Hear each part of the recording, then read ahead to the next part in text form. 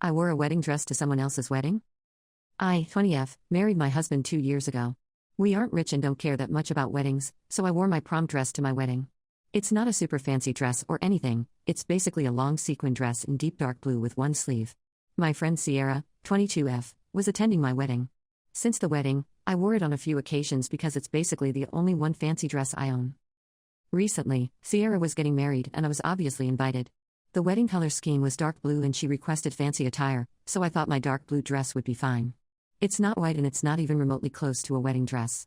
I also didn't feel like wasting money on another fancy dress that I wouldn't ever wear again, especially since we aren't rich. So I showed up at her wedding in my dark blue sequin dress.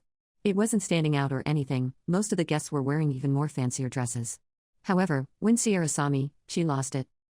She yelled at me in front of all the guests, in front of her husband and my husband, saying that what I did was horrible and that no one shows up at a wedding in a wedding dress. I tried to reason with her, saying that the dress isn't a wedding dress, it's the only fancy piece of clothing I own. I wore it to multiple occasions before and after my wedding. She didn't listen and kept yelling at me to the point her bridesmaids and her husband started trying to calm her down. She also said a bunch of unsavory names to me. I was very upset with the drama and decided to leave with my husband.